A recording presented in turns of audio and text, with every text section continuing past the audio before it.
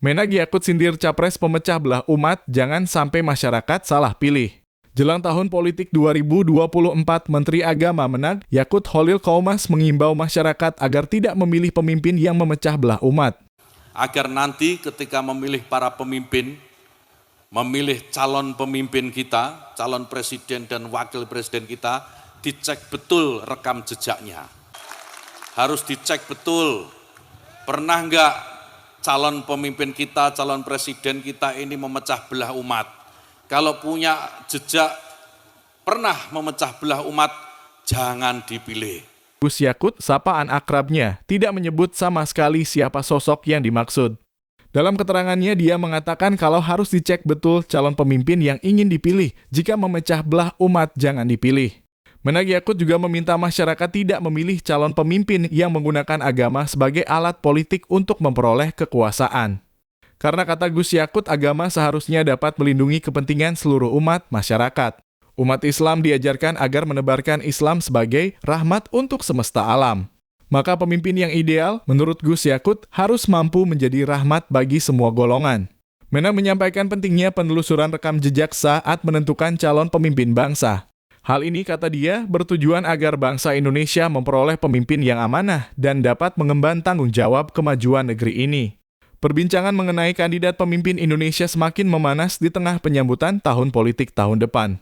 Salah satunya yaitu terkait persepsi masyarakat terhadap kriteria calon pemimpin yang hendak mereka pilih. Menurut hasil survei Curious Insight Center, KIC tegas dan berwibawa adalah kriteria sosok calon pemimpin 2024 yang paling dicari masyarakat Indonesia. Sebanyak 52,8% responden mengatakan memilih kriteria pemimpin seperti itu. Kemudian, sebanyak 50,3% responden mencari sosok pemimpin yang selalu dekat dengan rakyat. Lalu, sebanyak 47,6% responden mengatakan mencari pemimpin yang memiliki pengalaman di pemerintahan dan berkinerja baik. Ada pula responden yang mencari sosok pemimpin yang visioner, yaitu 23,1%. Sementara responden yang mencari sosok pemimpin dari kalangan profesional alias non-politisi dan religius hanya sedikit, yaitu masing-masing 13,6% dan 12,6%. Survei Curious KIC tersebut juga menunjukkan terdapat sejumlah permasalahan utama yang harus ditangani calon pemimpin 2024 mendatang. Di antaranya ketersediaan lapangan pekerjaan 77,9%, korupsi 73,3%, kemiskinan 71,2%, dan penegakan hukum 69,8%. Adapun survei ini dilakukan terhadap 580 responden yang tersebar di berbagai wilayah Indonesia, dengan proporsi responden laki-laki 57,5% dan perempuan 42,5%. Lebih dari separuh responden berada di Pulau Jawa selain Jakarta sebanyak 64,3%, kemudian di Jakarta sebanyak 15,3% dan Sumatera 10%. Proporsi responden yang berasal dari Sulawesi, Kalimantan, Bali, Nusa Tenggara, dan Maluku Papua di rentang 0,5% negatif 3,4%.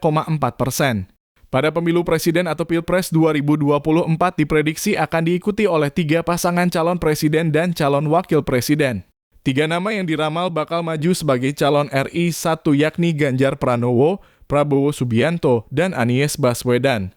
Bahkan Anies Baswedan sudah mendeklarasikan Muhaimin Iskandar atau Cak Imin sebagai cawapres yang mendampinginya pada Pilpres 2024.